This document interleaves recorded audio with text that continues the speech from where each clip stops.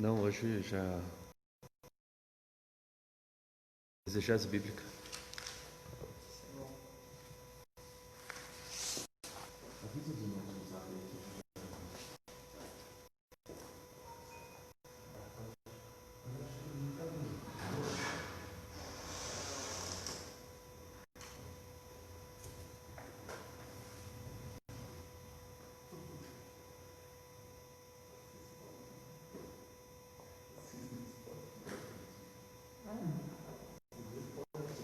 Não tem como escapar, não, né?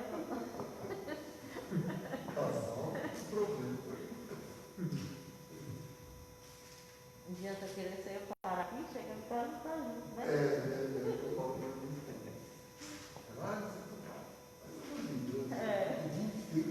O dia inteiro junto, né?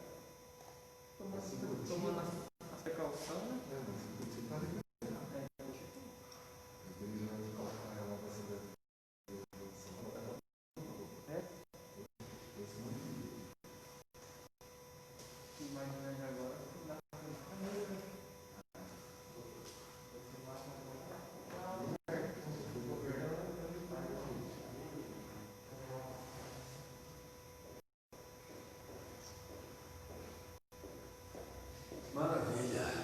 Deus.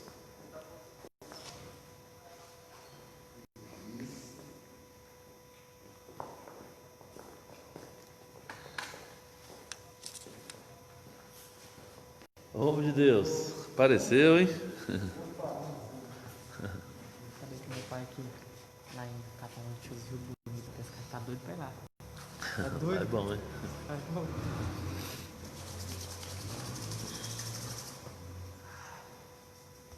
Maravilha. Já estão conosco. Deixa eu ver quem está aqui. Não enxergo.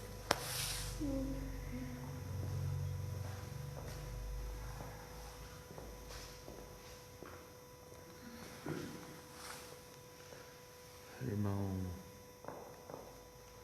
Adrielson e a esposa. No meio aqui, não sei quem é. Gente, é ruim usar máscara e óculos, né? Embaça tudo. Né, irmão? Ó, irmão. Máscara e óculos não combinam.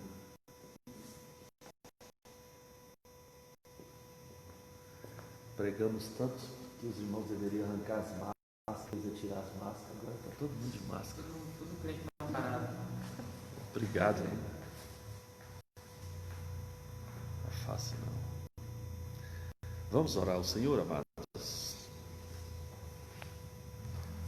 Temos mais 5 irmãos aqui, 10 aqui. Oremos. Amado, ora ao Senhor.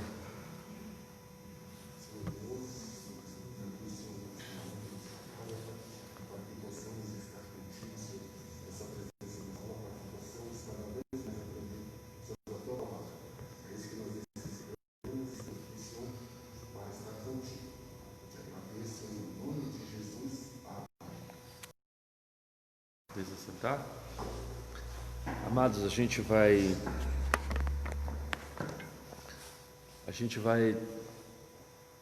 ter o desafio hoje de iniciar a matéria de hermenêutica bíblica sem a matéria de hermenêutica bíblica, sem o livro de hermenêutica bíblica. O livro de hermenêutica bíblica da nossa escola é do mesmo autor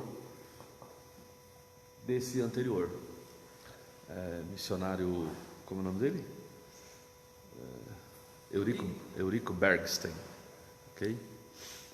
E ele vai ser o autor do próximo livro. Por que nós estamos sem o livro hoje? Porque eu tinha me esquecido, não é um dia de pagamento ainda, então fiquei esperando que fosse, mas ficou para a próxima aula. Os irmãos vão acertar durante a semana. Alguns já me acertaram pelo banco, né? Mas a esmagadora maioria ainda vão acertar no decorrer da semana. Aí na próxima aula, se Deus quiser, nós traremos o livro de hermenêutica, ok?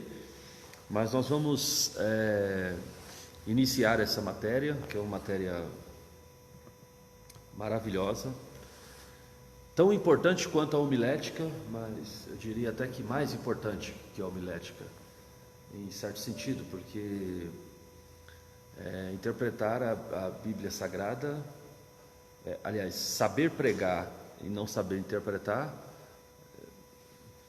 está faltando o essencial, né? Então, a matéria de hermenêutica bíblica versa sobre interpretação bíblica, os textos bíblicos. A Bíblia tem uma dinâmica de interpretação do Antigo e do Novo Testamento. A dinâmica de interpretação do Novo Testamento é uma dinâmica centrada em Cristo. Então, as mensagens do Cristo e a posterior às doutrinas apostólicas, né? Paulo, Pedro, Tiago. Tiago não foi apóstolo, mas doutrinador do Novo Testamento. A doutrina da hermenêutica bíblica, ou melhor dizendo, a hermenêutica bíblica do Antigo Testamento versa sobre a nação de Israel e o cuidado que Deus tem com essa nação de Israel. A gente vai fazer uma breve introdução sobre Antigo Testamento, porque é a primeira matéria, é a primeira parte desse livro, a hermenêutica do Antigo Testamento. A gente vai falar um pouquinho sobre isso. Se interpreta o Antigo Testamento tendo uma visão muito clara do que é a nação de Israel. Então, em rápidas palavras, a nação de Israel nasceu a partir da chamada de Deus que ele fez a Abraão. A hermenêutica, a interpretação do Antigo Testamento versa na sua língua original, que é o hebraico. Lembrando que o primeiro homem a falar o hebraico foi o Moisés, né? Pastor, e o Abraão, Isaac, Jacó, eles falavam uma mistura de línguas que era chamado de paleo-hebraico, de paleontologia, né? Paleo-hebraico, que é o hebraico mais rudimentar, porque o primeiro homem que inicia esse hebraico, ou paleo-hebraico, foi o Abraão. Porque Abraão, quando nasceu, não falava hebraico. Se você ler o texto bíblico, lá em capítulo de número 11, final do capítulo de número 11, e especialmente no capítulo de número 12, a chamada de Deus para Abraão, Abraão é um sujeito que é oriundo da Babilônia, né? Ele morava na Babilônia. Então, antes, evidentemente, da Babilônia ser a grande nação pecaminosa que o foi, o Abraão morava na Babilônia, porque a Bíblia diz que ele é de Ur dos caldeus, e os caldeus são os babilônicos, né? Faz parte do território babilônico, e os babilônicos inclusive são chamados lá nos profetas como os caldeus. Então Abraão é de Ur dos caldeus. Então a língua que Abraão vem falando é o aramaico, porque o aramaico é a língua da Babilônia, ok? A Bíblia, todo o Antigo Testamento, quando você for fazer interpretação, principalmente quando você fazer exegese do Antigo Testamento, que vai fazer uma tradução da língua original, você vai ver que o Antigo Testamento ele é hegemonicamente, ou quase hegemonicamente, escrito em hebraico. Alguns poucos trechos será em aramaico. E esses trechos que estão em aramaicos no Antigo Testamento são justamente os trechos do livro do profeta Daniel. Tem os trechos em aramaico. Por quê? Porque o Daniel fez parte daquela leva de judeus, né, que saíram de Judá, né, a mando do rei Nabucodonosor, e foram levados para a Babilônia. E lá a Bíblia diz que por 3 anos inteiros Daniel, Ananias, Misael, Azarias e os outros jovens, os outros rapazes, aprenderam sobre a cultura e sobre a língua dos caldeus, ok? Então eles tiveram essa oportunidade de se deparar com a língua. Então, por isso que alguns escritos de Daniel foram escritos em aramaico, principalmente as últimas profecias de Daniel estão escritas em aramaico. Daniel foi muito jovem para a Babilônia e morreu muito velho. Então Daniel passou grande parte da sua vida, da sua existência na Babilônia. Inclusive Daniel não volta da Babilônia no final do exílio babilônico. Daniel fica lá e morre na Babilônia, sepultado na Babilônia. Ele não volta para Israel, né? Então por isso que alguns trechos de Daniel, principalmente os últimos trechos, estão escritos em aramaico. Abraão, então, a nação de Israel, ela tem 3 nomes. Acho que isso é importante você saber, anotar e saber, porque há uma pequena confusão, né? Então, na Bíblia, quando a Bíblia tratar sobre os israelitas, está tratando sobre quem nasce em Israel, ok? Mas também tem outros nomes que são tratados quem nasce em Israel, além de israelita, que são também os judeus. Então quando os judeus aquelas pessoas que nasceram em Israel. Israelita, o nome já diz, né? Descendente de Israel, né? Um dos pais da nação de Israel, neto de Abraão. Judeus por conta da tribo de Judá, que Judá se tornou, digamos assim, o cabeça das tribos, né? No futuro, porque a linhagem de Jesus veio de Judá. Abraão gerou Isaac, Isaac gerou a Jacó, lá na genealogia de Mateus. Jacó gerou Judá, e aí continua a linhagem de Judá, porque o Judá não é o filho mais velho. O Judá é o 3º filho, mas o primeiro filho foi o Rúben. O Rúben não subiu à cama de seu pai, a Bíblia diz, e aí na hora da morte o Jacó não abençoou Rúben com a bênção da primogenitura, né? Rúben, tu és o meu primogênito, a excelência da minha força. No entanto, você não será chamado mais excelente, porque subistes à cama de seu pai. Depois tem o Simeão, Rúben, Simeão e Levi, né? O Simeão e o Levi, que são irmãos de sangue, eles fizeram aquele absurdo. Lembra quando um rapaz se deita forçadamente com a irmã dele e tal, e depois quer casar com a irmã, e ele vai lá com a espada, os dois, Simeão e Levi? Opa, fica à vontade, amado. Então o Simeão e o Levi também foram tirados da herança do pai. O pai disse: Simeão e Levi são irmãos, as suas espadas são instrumentos de violência. Eu não entrarei na congregação de Simeão e de Levi, eu não me juntarei a eles. Então esses homens também perdem a capacidade de liderança. E depois quem sobra depois dele? Judá, né? E o Judá, que inclusive Judá foi aquele que apelou para que não matasse o seu irmão José, né? E Judá então passa a fazer parte da genealogia abraâmica até chegar ao Cristo. Então exclui-se o Rúben, Simeão e Levi, e recai sobre o Judá, a continuação dessa árvore genealógica que vai chegar até o Cristo. Tô claro? Tá sendo claro? Isso está lá em Mateus capítulo 1.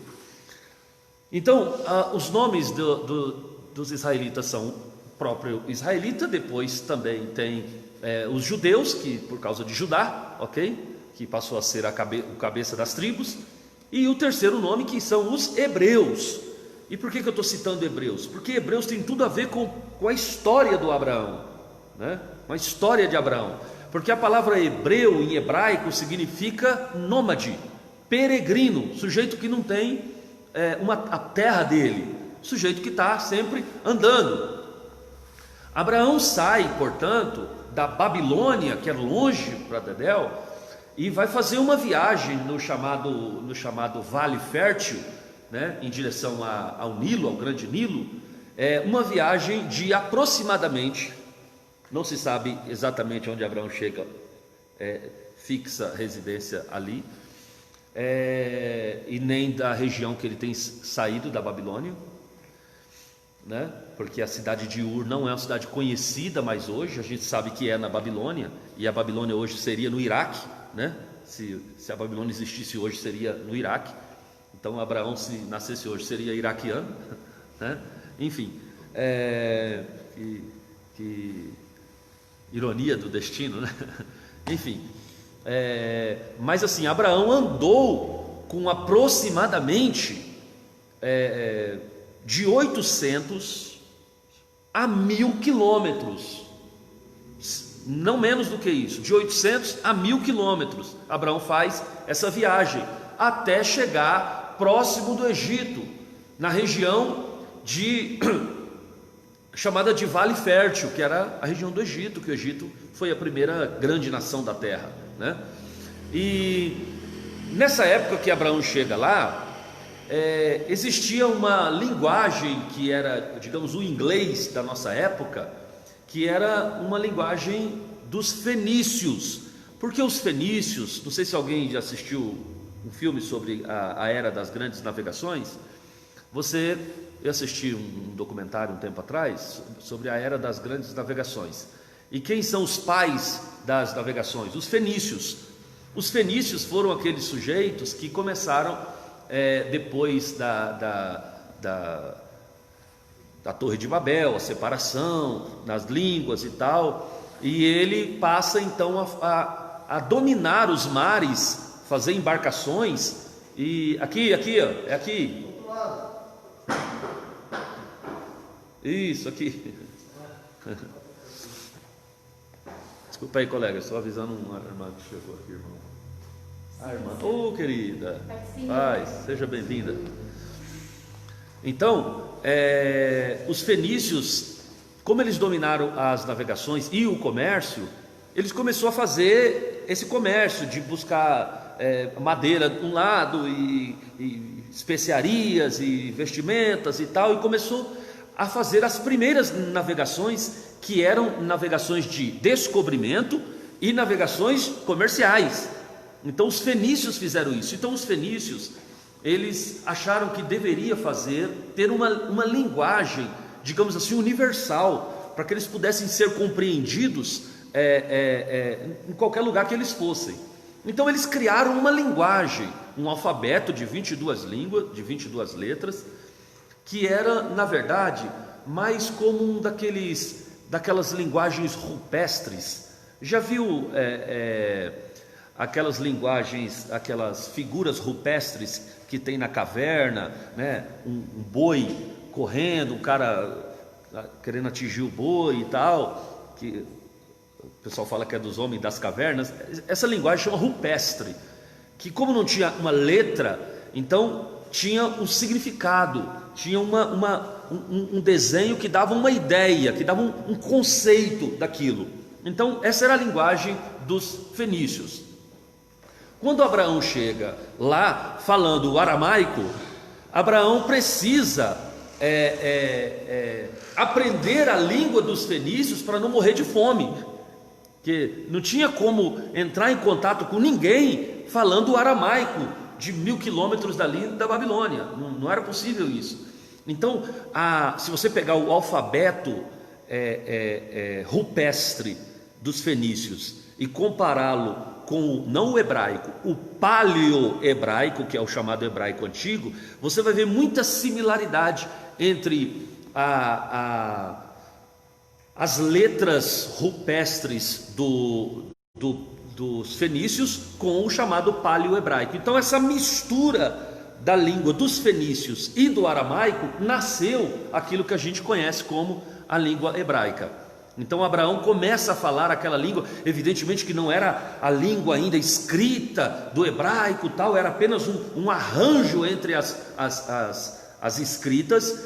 É por isso que eu disse que a primeira pessoa que vai escrever o hebraico, de como o hebraico é hoje, foi o Moisés. Por isso que Moisés é o escritor da Torá. E aí esse hebraico é o chamado hebraico bíblico, o hebraico que a gente está acostumado. Evidentemente que o hebraico bíblico tem uma certa diferença do hebraico de hoje, mas apenas por conta de uma evolução da língua e assim sucessivamente. Então os formatos tiveram uma melhora, tal, mas em suma é isso aí. Deu para entender mais ou menos?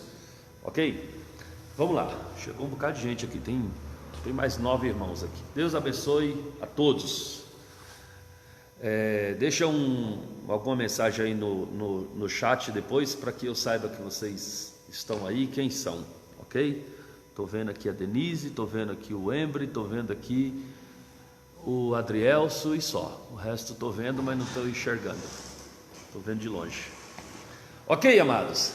Então, o hebraico nasceu assim nasceu o hebraico. Abraão falando um hebraico meio brasileiro, meio paraguaio, meio misturado com a língua rupestre fenícia, e o Moisés falando já o hebraico como o hebraico bíblico que conhecemos. Muito bem. O Abraão faz uma viagem de aproximadamente, querida Kátia, de 1000 quilômetros, com um grupo de pessoas bastante grande. Abraão está viajando com fazenda, com gado muitíssimo, e com uma população seguramente maior do que 1000 pessoas que trabalhavam para o Abraão. Abraão era um homem riquíssimo, tinha mais de 1000 pessoas trabalhando para o Abraão. Veja, lembra quando Ló foi sequestrado e Abraão vai ao encontro do Ló para tomá-lo dos inimigos? A Bíblia diz que Abraão pegou dos servos nascidos na sua casa, portanto empregados dele, que pegavam na espada, e levou consigo esses 318 homens. Por isso que tem a corrente dos 318 da Universal, que refere-se a esses 318 guerreiros do Abraão. Então imagine, 318 homens de guerra. Se cada homem desse tem uma mulher, já vai para 650. Cada um tem 3 filhos, já vai para 1500. Ou seja, a viagem que Abraão faz, teacher, é uma viagem de 1.500 pessoas que trabalhavam para ele, Abraão.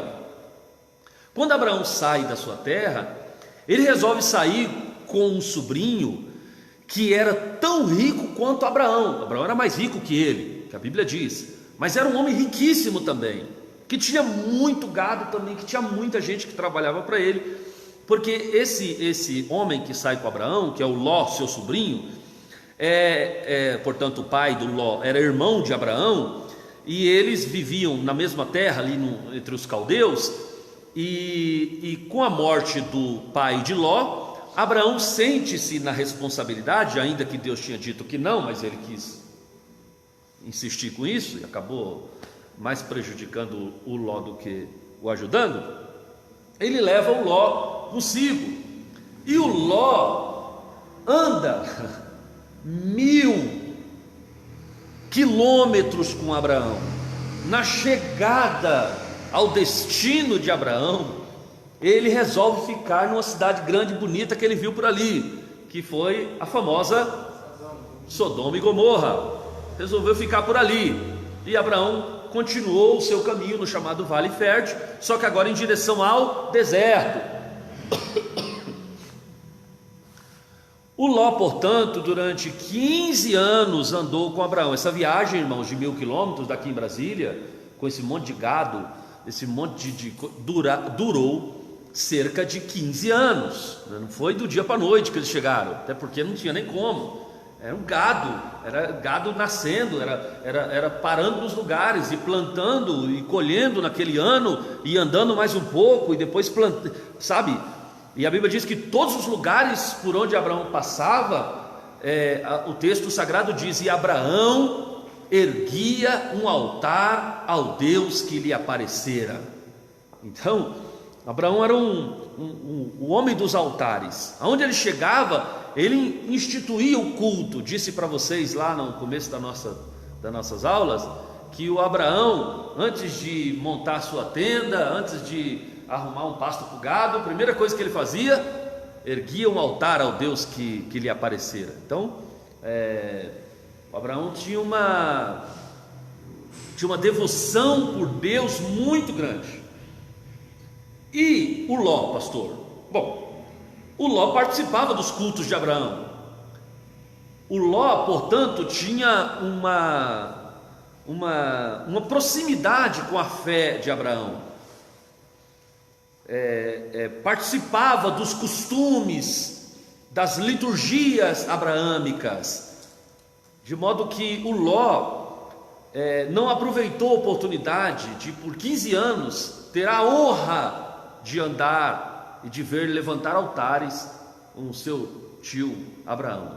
Quer dizer, não aproveitou a oportunidade de, por 15 anos, ter como companhia o Abraão, né? E se perdeu.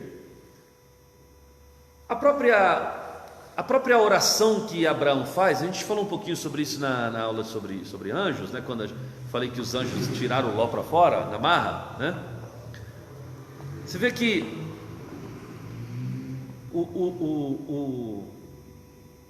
na própria oração que Abraão faz a Deus, na tentativa de preservar o Ló, o Abraão acredita piamente, porque o Ló também tinha muitos servos, a família de Ló os servos de Ló eram gigantesco número, tanto que Abraão disse: olha, não é bom, não é correto que haja contenda entre os meus pastores e os teus pastores, porque irmãos somos. Eis a terra diante de nós, se tu escolheres a direita, eu irei para a esquerda, se tu escolher a esquerda, eu vou para a direita. O Ló escolheu Sodoma e Gomorra, e Abraão foi para o outro lado, né? Então, e o interessante, né, que é um princípio espiritual extraordinário. Quando Ló olhou para as campinas, a Bíblia diz que ele viu as campinas verdes, como o jardim do Senhor, e aí ele falou assim: não, eu vou ficar por aqui. E aí a Bíblia diz que ele estendeu as suas tendas, dali da onde ele tinha se despedido do Abraão, ele saiu montando as tendas, porque era muita gente que morava com ele, e ele saiu estendendo as suas tendas até a entrada de Sodoma e Gomorra. Interessante que 3 anos depois, quando os anjos vão lá para destruir Sodoma e Gomorra, ele não está morando pelo lado de fora, na entrada da cidade, ele já mora dentro da cidade. É sempre assim, né? A gente começa morando perto, né? Daqui a pouco a gente já está abraçando lá dentro. Não entendi. 3 anos depois dessa separação dos dois, o anjo diz que vai destruir Sodoma e Gomorra. Então o Ló já está morando dentro de Sodoma e Gomorra. Então em 3 anos Ló deixou de ser um vizinho de Sodoma para ser um muito indigno morador de Sodoma e Gomorra, tá certo? Muito bem. Então Ló, quando Deus aparece para Abraão e diz assim: olha, porventura ocultarei eu de meu amigo, de meu servo Abraão alguma coisa? E Deus começa a falar para ele: olha, a impiedade de Sodoma e Gomorra tem chegado até a mim e eu vou destruir. Abraão, quando ouve Deus falar que vai destruir Sodoma e Gomorra com fogo e enxofre, ele se preocupa. Por quê? Por causa do sobrinho Ló. Abraão se sente espiritualmente responsável por ter botado Ló na cara do gol.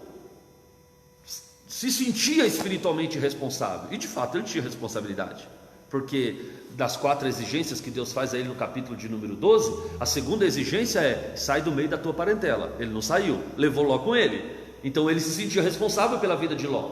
Quando Deus diz que vai destruir, o Abraão começa a fazer uma oração.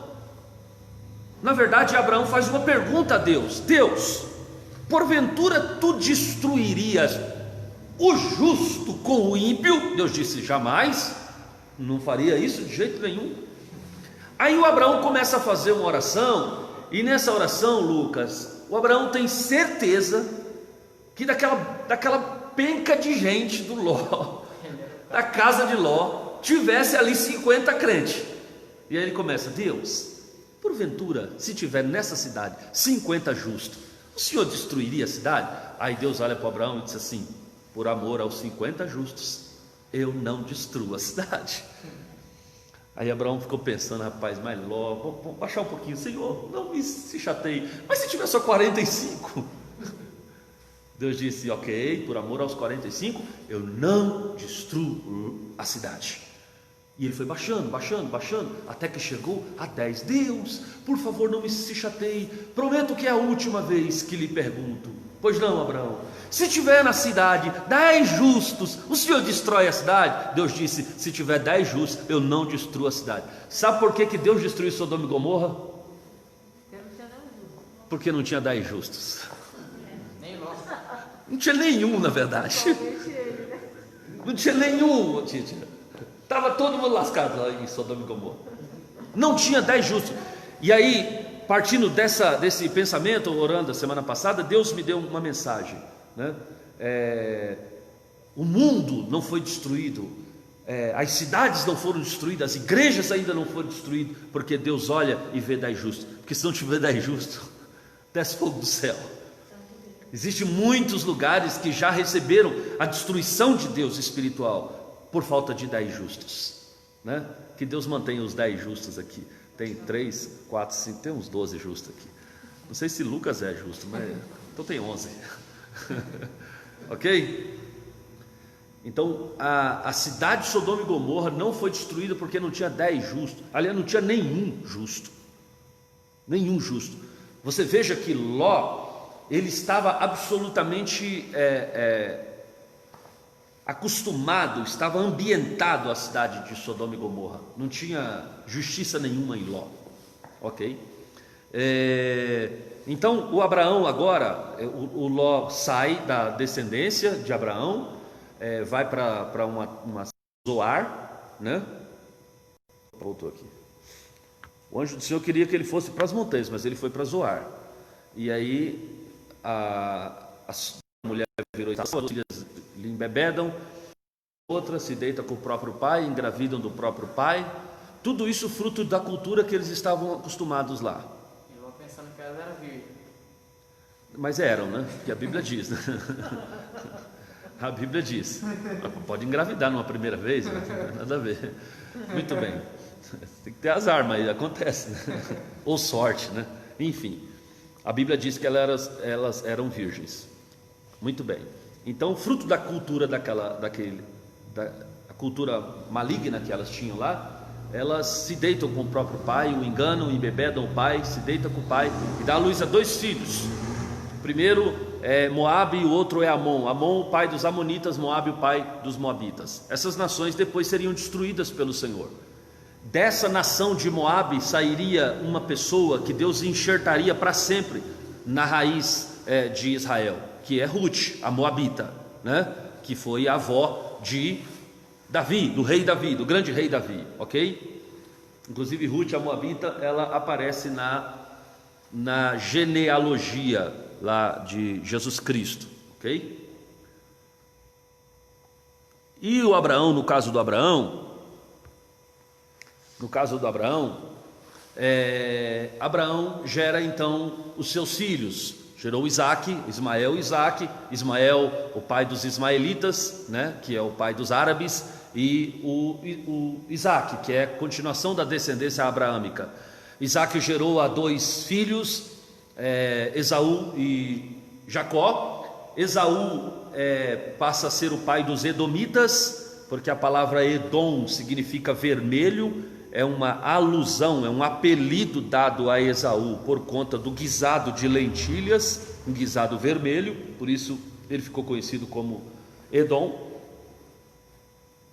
E depois esses edomitas passam a morar nas montanhas e Deus destrói os edomitas. Se você ler o livro do profeta Obadias, é uma profecia de destruição dos edomitas para sempre. A linhagem dos edomitas foi destruída para sempre, e a linhagem de Jacó continua, né? Jacó tem 12 filhos e uma filha, né? E desses 12 filhos de Jacó, um deles vai para o Egito, abrir as portas para o restante da família, para se cumprir a promessa que Deus fizera a Abraão. Lembra do pacto das metades? Nós falamos sobre isso aqui, ok? O José leva os seus irmãos para a terra do Egito, na terra de Gósen. Ali eles ficam por 400 anos. Depois de 400 anos, Deus levanta um libertador por nome de Moisés. Moisés lidera esse povo durante 40 anos pela terra do Egito, aliás, pelo deserto. E no final dos 40 anos, quando ele está próximo da sua morte, Deus o leva na montanha, na beira do Jordão, mostra a terra que mana leite e mel do outro lado. Moisés questiona Deus, que quer continuar a viagem. Deus diz: não, você para aqui, a liderança vai passar para o Josué. Deus desce, Moisés sobe para falar com Deus, Josué fica no pé da montanha. Moisés não desce, Deus desce e fala com Josué: tu passa este povo até a terra que eu jurei dar a Abraão, Isaque e Jacó. O general, que era general de Moisés, o Josué, assume a nação de Israel como o segundo grande líder nacional de Israel, porque Moisés foi o primeiro líder nacional. Abraão, Isaque e Jacó a gente não vai considerar o líder de uma nação, porque eles eram patriarcas, eram pai de famílias. Então Moisés, a gente não coloca o Moisés na casa dos patriarcas, por exemplo, porque quem foi o filho de Moisés? Sequer sabemos. Quem foi a esposa de Moisés? Sequer sabemos. Provavelmente a esposa de Moisés nem morava com ele. Moisés ficou 40 anos cuidando de jumenta no deserto, a mulher ficou com os filhos em casa. Depois Deus mandou Moisés falar com o faraó, a mulher ficou para lá. Só lá no deserto que ela vai encontrar com Moisés. E ainda quando Moisés vai circuncidar o próprio filho, a mulher fica endemoniada. Bom, vocês conhecem a história, certo? Moisés então não pode ser chamado de patriarca. Moisés tem que ser chamado de líder, o grande líder da nação de Israel. Digamos assim, o governador da nação de Israel, o rei, sei lá, o nome que você queira dar. Lógico que não era rei porque não era monarquia ainda era uma teocracia. Teocracia significa um governo da qual Deus governa, um governo gerenciado por Deus. Moisés era um representante de Deus aqui na terra. Até aqui, entenderam? Diga amém.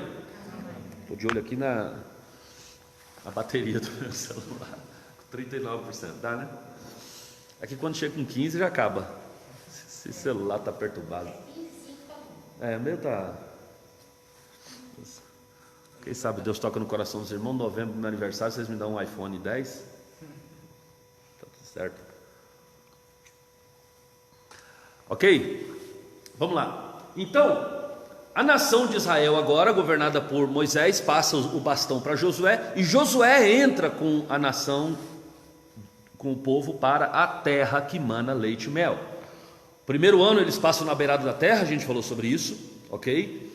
No segundo ano, a Jericó cai por terra, e nos próximos 3 anos cairão por terra mais 30 povos, 30 nações. Foram 31 guerras no total. E esses 31 reis que habitavam toda aquela região de Canaã são expulsos da sua terra, e Deus então dá essa terra para Josué. Coube, portanto, a Josué, está lá no livro final do livro de Josué, começo do livro de Juízes, a Josué a repartição da terra. Então o Josué determinou qual parte da terra que mana leite e mel seria de cada uma das tribos, né? As tribos melhor contempladas na repartição foi a tribo de Zebulon e a tribo de Naftali, que ficaram na região mais fértil da terra que mana leite e mel. Por quê? Ficou numa região portuária, era banhada de um lado pelo rio de água doce e do outro lado pelo mar de água salgada. Então eles estavam rodeados de 2 mares, o mar o lago de Genezaré, que era muito largo, que parecia um mar, e do outro lado o próprio mar de água salgada. região portuária, região fértil, região muito rica, coube, portanto, a esses dois povos, a tribo de Zebulon e a tribo de Naftali.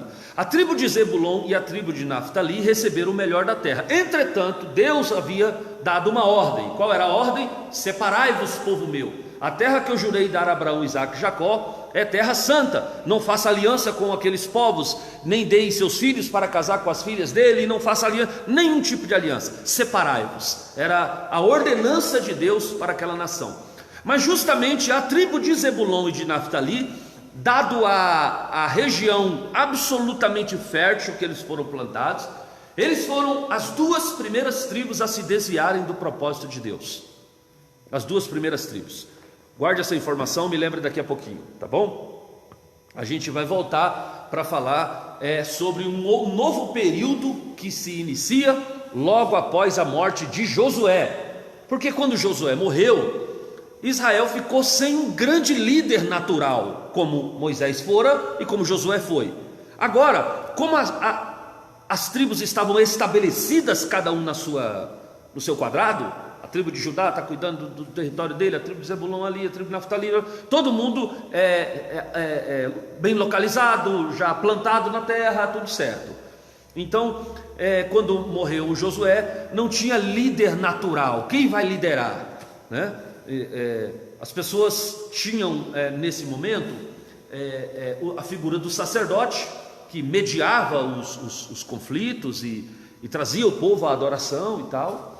Mas como o povo ficou cada um na sua tribo, ele simplesmente trazia os dízimos ao Senhor, para que a tribo sacerdotal, que era a tribo de Levi, a casa sacerdotal, que era a casa de Arão, essas pessoas ficavam no centro do território de Israel, para ficar fácil das outras tribos virem para o santuário. O que acontece é que essas tribos que ficaram sem um governante nacional, começou cada um a cuidar das suas coisas. A única coisa que eles faziam era trazer os seus dízimos, participava ali das 7 principais festas de Israel, que foram instituídas por Arão, e pronto, e cada um cuidava da sua vida. Nesse momento, Israel passou a viver uma oscilação espiritual muito grande. Esse período de oscilação espiritual se dava por quê? Pela ausência de inimigos, pela ausência de situações adversas. Então, quando nós estamos vivendo em tempos de paz, com ausência de inimigos, com ausência de tribulações, qual a tendência natural nossa na fé? Diminuir a intensidade da fé, diminuir a intensidade dos cultos, diminuir a adoração ao Senhor. E aí, quando fazia isso, o que Deus, para chacoalhar o povo, mandava um inimigo, e o inimigo vinha contra Israel. Ora era fome, ora eram os filisteus, antigos moradores da terra, os amorreus, antigos moradores da terra, e eles vinham contra Israel. E aí Israel clamava ao Senhor. No momento que Israel clamava ao Senhor, aí Deus derramava da sua unção, uma unção temporária, sobre a cabeça de um homem. Esse homem era chamado de juiz. Então esse juiz passava a liderar Israel durante as batalhas. No momento que o inimigo ia embora, normalmente esse juiz ia perdendo a sua importância, ia perdendo. Israel, cada um ia cuidar da sua vida, e esse juiz ficava lá sem muita função. Ok? Esse período de judicatura de Israel durou até o profeta Samuel. O profeta Samuel, portanto, foi o último juiz de Israel. Também foi sacerdote e profeta, ok? O último juiz de Israel.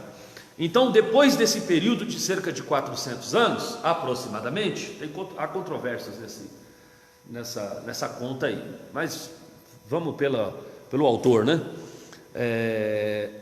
Depois desse período chamado de judicatura, então Israel começa um período de monarquia. Essa monarquia judaica, ela tem como primeiro rei Saul, que reinou em Israel inteiro por 40 anos. Israel está todo unido. Depois do rei Saul, Deus levanta um outro rei, o nome dele? Davi, que reina em Israel por mais 40 anos. Lembrando que 7 anos foram em Hebrom, 33 anos em Jerusalém, 33 mais 7, 40 anos. Depois que Davi se vai, Davi coloca no trono, no seu lugar, o seu filho Salomão. E Salomão reina em um Israel unido por mais 40 anos. No final da vida de Salomão, o Salomão começa a fazer coisas que desagradam profundamente ao Senhor. Ele era um homem que arrumou muitas mulheres. E mulher é problema, né, irmão? Não podia. Deus deixava, mas assim, não era ordenança de Deus. Deus criou um casamento, um homem para uma mulher para um homem. Esses arranjos aí de bigamia, poligamia, eram coisas humanas. Deus não estava, Deus aceitava porque era costume das sociedades. Até hoje Deus aceita coisas em nós que no princípio não eram aceitas, mas por conta da mudança da sociedade, da pecaminosidade, da distorção sociológica, Deus aceita algumas coisas, mas no princípio não era assim. Lembra quando Moisés precisou instituir o divórcio? Aí os fariseus chegam para Jesus e dizem assim: mas Moisés instituiu o divórcio, e o senhor? Aí disse: instituiu o divórcio não por vontade nossa, por causa da dureza do vosso coração. Aí ele volta para o princípio, mas no princípio não era assim. Então, existem algumas mudanças na sociedade que são impostas pela corrupção pecaminosa do homem, mas não propostas por Deus como um novo ideal de coisa boa. Entenderam? Diga amém. Ok. Então, por conta das mulheres, ele começou a erguer altares aos deuses das suas mulheres para agradá-las. Deus se chateou, levantou um profeta. E esse profeta então vem trazer duas mensagens. A primeira mensagem do profeta é para o próprio Salomão. O que diz essa mensagem? A mensagem diz: olha, você transgrediu contra o Senhor, e Deus vai rasgar o trono de Israel no meio. Só não o fará nos teus dias, por conta do compromisso que ele tem com Davi seu pai, mas nos dias do teu filho Deus fará isso. Esse mesmo profeta, depois de falar com Salomão, vai falar a um jovem chamado Jeroboão, filho de Nebate, e diz para Jeroboão: olha, Deus vai te dar o governo de Israel, você vai governar sobre Israel. Só que o Jeroboão não soube compreender o tempo de Deus e começou a se assenhorar, começou a botar as manguinhas de fora. A gente falou sobre isso um dia aqui, né? Começou a se assenhorar. E aí o que Deus faz? Aí o que Salomão faz? Salomão quer matá-lo. Jeroboão, para não ser morto pelo rei Salomão, que ainda é rei, ele foge para o Egito. Lá no Egito, ele passa lá uma temporada no Egito, segundo alguns 10 anos no Egito. E lá no Egito, quem era o rei que dava as cartas lá? Quem era o bambambam lá? Era um sujeito por nome de Sisaque, um ditador dos mais sangrentos que o Egito já conheceu. Muito mais sangrento do que os faraós da época lá atrás, da época de José. Era um rei terrível. Sisaque é considerado na Bíblia, é um símbolo também de Satanás, né? Então Sisaque era um demônio. Esse moço, com promessa de Deus de ser rei de Israel, vai morar no Egito. Então qual é o seu parâmetro, qual é o modelo a ser aprendido de governança? Sisaque. E aí, depois da morte de Salomão, Salomão passa o trono para o seu filho Roboão, descendente legítimo de Davi. O Jeroboão sobe e vai conversar com o novo rei Roboão. E aí ele tem a seguinte conversa: olha, vem liderando uma comitiva. O teu pai Salomão nos impôs uma carga tributária muito pesada, alivia-nos a carga. Aí o rei disse assim, o novo rei disse para o Jeroboão: ide, dentro de 3 dias você volta. Nesses 3 dias ele fez 2 consultas. A primeira consulta que ele fez foi com os anciões. Os anciões disseram para ele assim: olha, fale com palavras agradáveis ao povo, e o povo lhe será por servo todos os dias da sua vida. Depois que ele se aconselha, ele vai se aconselhar com os jovens que havia crescido com ele. O conselho dos jovens foi: mostra que você tem impulso forte. Diga para os seus para essas pessoas que vieram aí, liderado por Jeroboão, que o teu dedo mindinho é mais grosso do que os lombos do teu pai, e se o teu pai os castigou com vara, tu os castigarás com escorpiões. Aí teve a divisão, né? E nessa divisão o Jeroboão passou a governar. Israel eram 12 tribos, era uma nação tribal. Jeroboão passou a governar sobre 10 tribos de Israel. E Roboão, o filho legítimo de Davi, de descendência legítima de Davi, filho de Salomão, o Roboão passa a governar apenas sobre 2 tribos de Israel, a tribo de Benjamim e a tribo de Judá. Só que na tribo de Benjamim e na tribo de Judá estavam o templo de Israel, o templo de Salomão, o templo que Salomão fizera.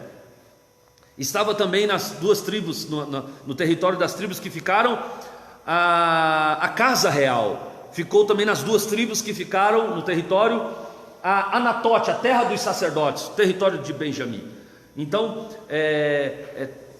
digamos assim, a parte rica ficou com Roboão, a parte pobre, porém mais populosa, ficou com Jeroboão.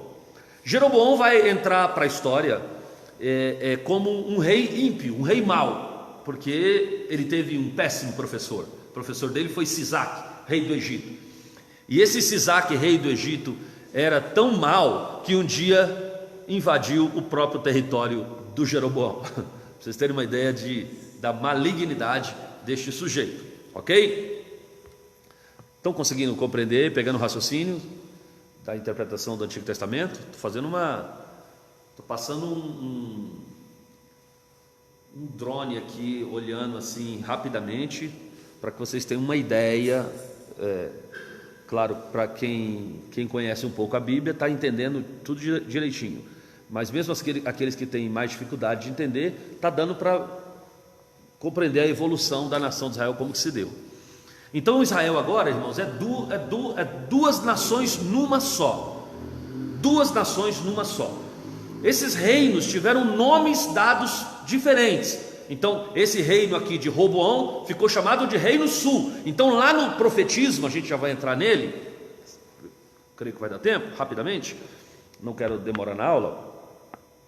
Então nesse chamado profetismo, você vai ver Deus usando profetas para falar: diga para Judá, diga para Israel, o Reino Sul, o Reino Norte. Então eu vou explicar. O reino legítimo dos descendentes de Davi, portanto os reis que descenderam de Davi, Salomão, Roboão e outros, era chamado de Reino Sul. Reino Sul, também conhecido como Judá. Então quando Deus fala assim contra a casa de Judá, está falando contra o Reino Sul. Quem está entendendo, diga amém. Já o reino governado por Jeroboão ficou conhecido como Reino Norte. Como ficou com a maior parte das tribos ali, também ficou conhecido como Israel. Então, a partir do profeta Elias e do profeta Eliseu, você sempre vai ouvir Deus falando contra Israel, leia-se Reino Norte. Quando Deus estiver falando com Jerusalém, leia-se Reino Sul. Até porque Eliseu, esses grandes profetas de Deus, profetizaram todos eles, 100% para o Reino Sul, para o Reino Norte. O grande profeta do Reino Sul, que a gente vai ver, é o profeta Isaías. O profeta Isaías agora está profetizando a partir do palácio do rei do Reino Sul, que é Uzias, né? Segundo alguns, ele tinha até um grau de parentesco com Uzias. Não está muito claro isso na Bíblia, tem alguma controvérsia, mas certo que era um profeta palaciano, um sujeito que profetizava a partir do palácio do rei. Só no ano em que morreu o rei Uzias é que ele corre para o templo, e lá ele tem um encontro com o Senhor, capítulo 6 do livro do profeta Isaías. Até aqui, ok? Começa-se então o profetismo. O profetismo em Israel durou, a hegemonia, o ponto alto do profetismo de Israel durou 200 anos. 200 anos, antes do exílio, tá? 200 anos até o exílio. E qual era a mensagem natural de Deus para a nação de Israel em 200 anos. O cativeiro da Babilônia. Deus vinha preparando Israel, desde outros profetas, desde Natã, né? Deus está preparando Israel, dizendo para Israel que está chegando um perigo aí na frente, né? Isaías, que profetiza bem antes do exílio da Babilônia, ele deixa muito claro que Deus iria entrar com providência 140 anos de começar o exílio. Isaías já está profetizando fortemente, falando sobre a chegada de um grande exílio na Babilônia. Depois Deus envia um outro grande profeta, que vai profetizar mais próximo durante quase 40 anos. Eu achei um absurdo, eu achei que era uma profecia pequena. Descobri que o período profético de Jeremias durou 40 anos. Então, Jeremias vem profetizando antes do exílio e profetiza até a chegada do exílio. A gente costuma dizer que Jeremias profetizou até os 45 do segundo tempo. Deus usou Jeremias de todas as formas para tirar Israel do caminho do erro, para que não precisasse chegar ao exílio. Não deu certo. Precisou levar de fato a nação de Israel para o exílio da Babilônia. E no exílio da Babilônia começa-se então um período de 70 anos. Nesses 70 anos de período da Babilônia, Deus usa alguns profetas. Muitas das informações que estou dando aqui, se vocês prestaram atenção nas outras aulas, nós já passamos por boa parte dessas informações também. Falamos bastante de Antigo Testamento aqui, né?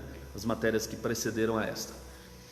Então, lá no exílio da Babilônia, Deus usa dois grandes profetas. O profetismo continua por mais 70 anos. Aliás, o profetismo vai continuar por mais 200 anos, até o Malaquias, né? Menos, uns 150 anos. 70 anos, isso, Malaquias, 60, 70 anos depois do exílio, 150 anos. Então, os dois maiores profetas do exílio, a gente pode chamá-los de profeta Daniel e profeta Ezequiel. Ambos os profetas profetizaram numa mesma época. Ambos os profetas profetizaram no mesmo lugar. O Daniel estava na Babilônia, o Ezequiel estava na Babilônia. Mas é muito provável que, mesmo sendo dois profetas de Deus extraordinário, não tenham se conhecido na Babilônia, porque enquanto Daniel profetizava a partir do palácio, o Ezequiel profetizava entre os pobres, entre os cativos de Judá, né? Capítulo 1, 2, 3 e 4, estava eu sentado junto ao rio Quebar, que era um rio grande na Babilônia, onde tinha um assentamento judaico.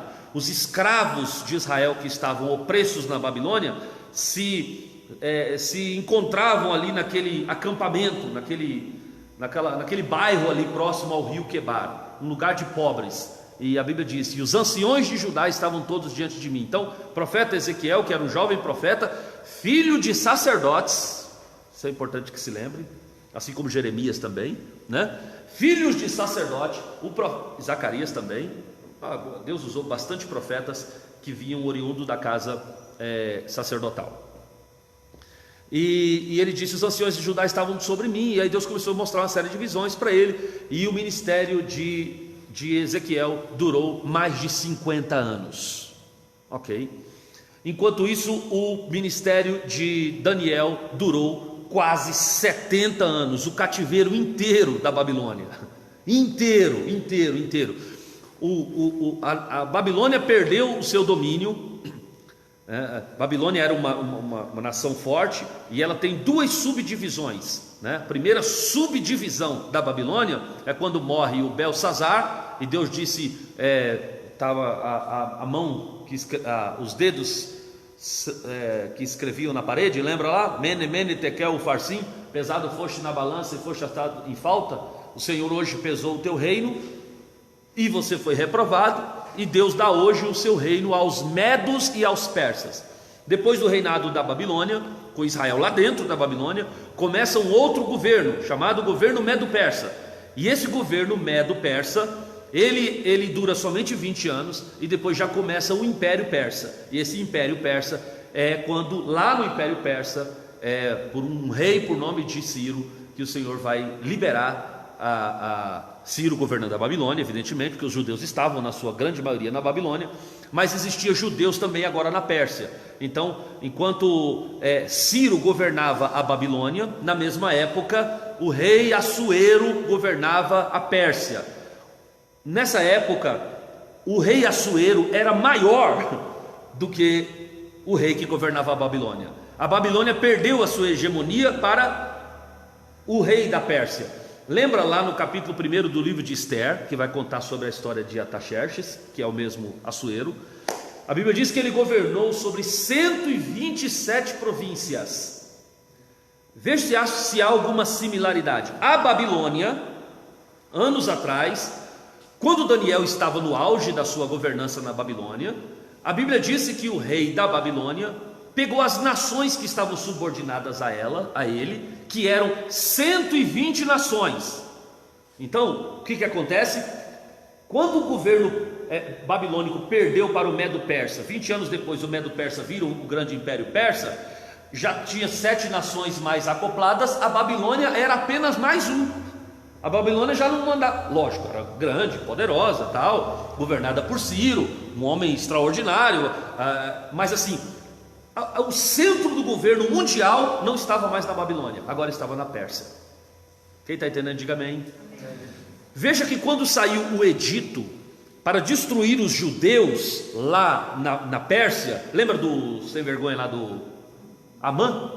O Amã ficou com raiva do Mardoqueu e perguntou: quem é esse cara? É judeu. Judeu? Então vou fazer o rei como eu sou, tenho moral com o rei, era o número 2. Não vou só... o ódio dele foi tão grande que ele disse: eu não vou matar só esse Mardoqueu, nem a raça dele, vou matar todos os judeus em todo o reino. E aí foi lá, e aí Deus interviu, o jejum lá de Esther e tal, vocês conhecem bastante a história, ok? Deus interviu, e aí o rei manda cartas, porque ali na Pérsia, ali em Suzã, o rei poderia, não tinha internet naquela época, não tinha nada, gente, né? Então o rei podia falar: não, os judeus daqui ninguém mexe. Mas como é que ia dar uma ordem para 127 províncias? Porque a ordem já tinha sido dada.